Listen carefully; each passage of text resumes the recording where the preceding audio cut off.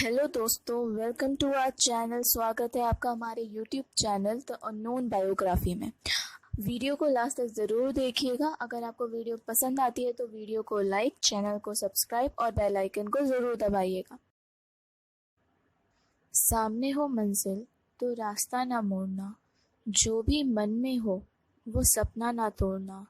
कदम कदम पे मिलेगी मुश्किल आपको, बस सितारे चुनने के लिए कभी ज़मीन मत छोड़ना। आज हम ऐसे ही बास्केटबॉल खिलाड़ी के बारे में बात करने जा रहे हैं जिनकी लाइफ में ऐसी बहुत मुश्किलें आईं, लेकिन वो डटे रहे और अपने आप को टूटने नहीं दिया और अपनी मेहनत में कभी भी कोई कमी नहीं आने दी और अपने सपने की तरफ बढ़ते चले गए।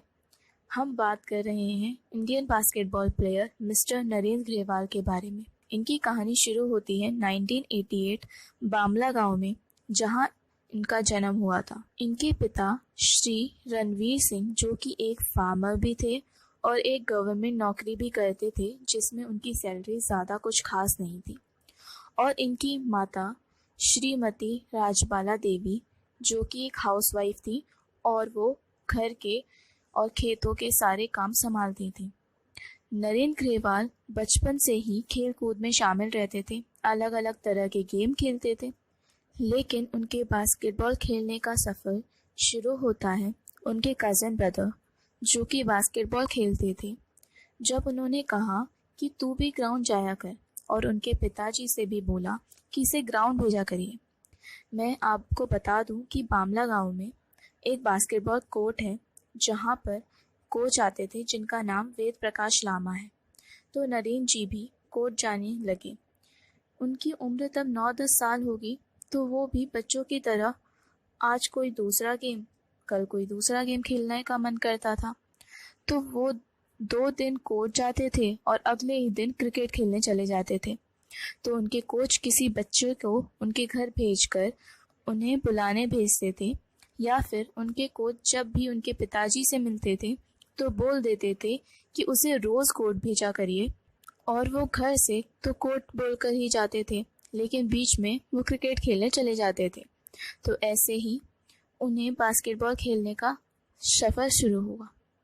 1999 में 1999 में वो पहली बार स्टेट बास्केटबॉल टीम भिवानी में सिलेक्शन के लिए गए, तो उनका सिलेक्शन नहीं हुआ और वो उदास हुए।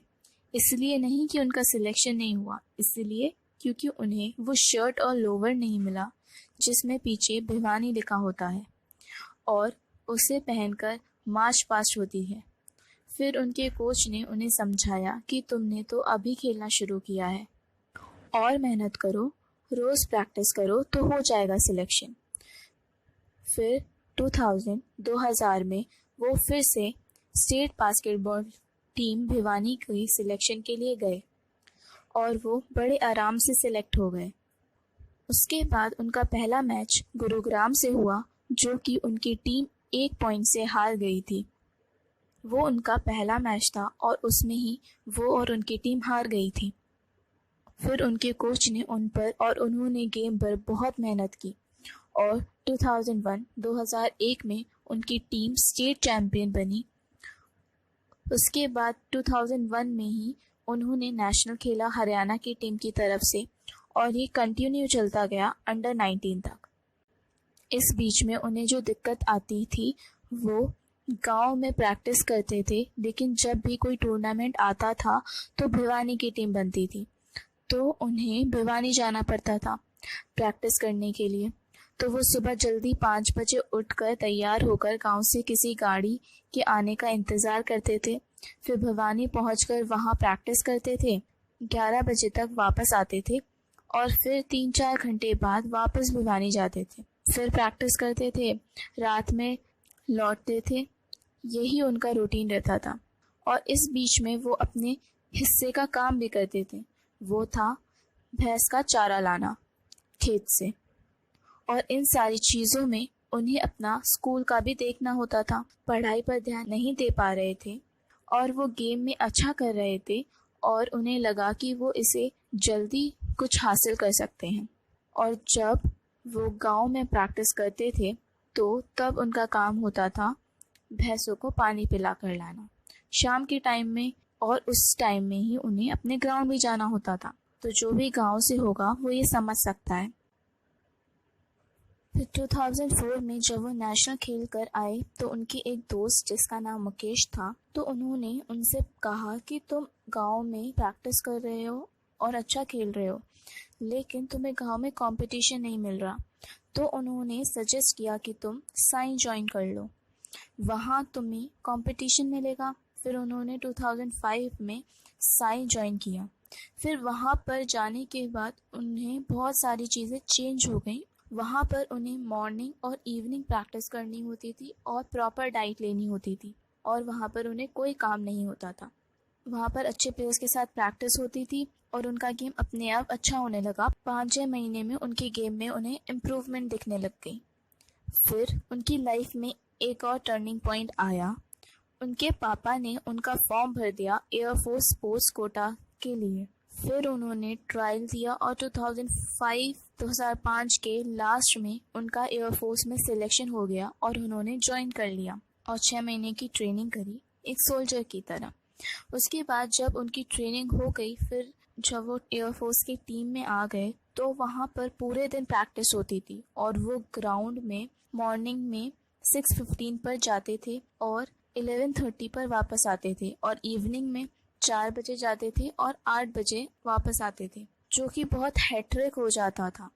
इतनी प्रैक्टिस इसीलिए होती थी क्योंकि वहाँ पर इंटर सर्विसेज कंपटीशन होता था और उस टाइम एयरफोर्स की टीम 15 साल से 4th आ रही थी, इसलिए बहुत प्रैक्टिस कराई जाती थी। फिर उस टाइम वो बहुत परेशान हो रहे थे। सुबह प्रैक्टिस, फिर शाम को प्रैक्टिस, वो भी 4-4 घंटे। तो वो अपने दोस्त जो कि साई में थे उनसे बात करते थे, तो वो उन्हें मोटिवेट करते थे कि तुम प्रैक्टिस करो, एक दिन तुम अपने आप आगे ज़रूर आओगे। 2006 में इंटर सर्विसेज में वो फिर से हार गए। फिर मेहनत करते गए, 2007 में भी वो हार गए। फिर इतना ज़्यादा प्रैक्टिस करते थे कि सुबह 6:15 पर आते थे और ग्राउंड और वापस 1:30 पर जाते थे। फिर 2008 में भी वो हार गए थे, लेकिन 2006 में वो इंटर सर्विसेज में तो हार गए थे, लेकिन उनका सिलेक्शन सर्विसेज टीम में हो गया था और फिर उनका फर्स्ट सीनियर नेशनल चैंपियनशिप 2006 में सर्विसेज टीम की तरफ से खेला और उनकी टीम ने गोल्ड मेडल जीता। फिर 2007 में इंडिया में नेशनल गेम होते हैं, उसमें भी गोल्ड मेडल आया, जो कि उन्हें और उनकी टीम को मोटिवेट कर रहा था कि वो इंटर सर्विसेज में भी जीत सकते हैं। और उनके कोच जो कि उन पर और उनकी टीम पर बहुत मेहनत करते थे, चाहे कुछ भी हो, उन्हें उम्मीद थी कि वो इस स्ट्रीक को तोड़ सकते हैं और जीत सकते हैं। और फाइनली 2009 में वो और उनकी टीम सेकंड आई। 20 साल बाद फाइनली उन्होंने वो स्ट्रीक तोड़ दी और उन्हें सिल्वर मेडल मिला और सभी ने उन्हें बहुत अप्रिशिएट किया। और उनके कोच ने बोला कि अभी टारगेट खत्म नहीं हुआ है, अभी फर्स्ट आना बाकी है। एयरफोर्स की टीम कभी भी फर्स्ट नहीं आई थी, लेकिन सीनियर और सब यही बोलते थे कि ये तो पॉसिबल ही नहीं है, ये तो हो ही नहीं सकता, जो आज तक नहीं हुआ। बहुत अच्छी टीम है, तुम फर्स्ट नहीं आ सकते, ऐसा सब बोलते थे। लेकिन उनके कोच उनमें और उनकी टीम में ये हौसला जगा कर रखते थे कि नहीं होगा, बिल्कुल होगा। और 2010 में फाइनली एयरफोर्स की team first time gold medal लाई और उनके कोच ने एयरफोर्स का फ्लैग नरेंद्र जी के हाथ में पकड़ाया और बोला कि अब तुम कैप्टन हो और अब इससे पीछे मत जाने देना, जो कि उनके लिए बहुत प्राउडिंग मोमेंट था। और वो सर्विसेज टीम में भी सिलेक्ट होते रहते थे और अपनी परफॉर्मेंस देते रहते थे और जीतते भी थे। इस बीच में उन्हें बहुत मुश्किलों का सामना भी करना पड़ा है। फिर 2010 में गोल्ड मेडल आया, इस बीच में बहुत मुश्किलें आती थी और फिर 2010 में ही उनको गोल्ड मेडल आया सीनियर नेशनल चैंपियनशिप। 2009 की एंडिंग में उनके साथ कुछ ऐसा हुआ जिससे वो पूरी तरह टूट गए थे। उन्होंने अपनी माँ को खो दिया था, जिससे वो पूरे टूट चुके थे। हर बच्चा अपनी माँ के बहुत क्लोज होता है, बहुत करीब होता है, वो भी थे। लेकिन उनकी माँ उनका हौसला बढ़ाती गई और 2010 में उनके आशीर्वाद के साथ और अपनी पूरी मेहनत के साथ वो सक्सेस की तरफ बढ़ते चले गए। और 2010 में ही वो इंडियन टीम में सिलेक्ट हो गए थे और 2016 तक वो कंटिन्यू खेले। 2017 में उन्हें नी में पेन स्टार्ट हो गया था, लेकिन उन्होंने इतना ध्यान नहीं दिया और जो टूर्नामेंट आ रहे थे उस पर उन्होंने ध्यान दिया और प्रैक्टिस करते रहे। लेकिन 2018 में वो पेन बहुत ज़्यादा बढ़ गया था और वो पेन किलर लेकर भी नहीं खेल पा रहे थे।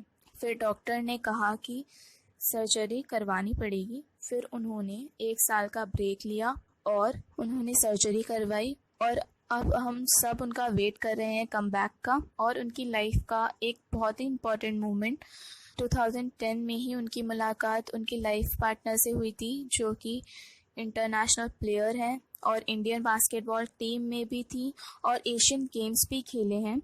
अगर आपको उनकी लाइफ स्टोरी जाननी है और उनके बारे में और जानना है तो कमेंट डाउन करके ज़रूर बताइए, बायोग्राफी ज़रूर बनाएंगे। ये थी नरेंद्र ग्रेवाल जी की स्टोरी। अगर आप यहाँ तक पहुँच गए हैं तो वीडियो को लाइक ज़रूर करिएगा। अगर आप जानते हैं किसी ऐसी पर्सनालिटी को जिसकी स्टोरी हम सबको पता होनी चाहिए, जिसकी बायोग्राफी बननी चाहिए, तो हमें DM करें हमारी इंस्टाग्राम IDs में और हम आपको लिंक डिस्क्रिप्शन में दे देंगे। Thank you for your support.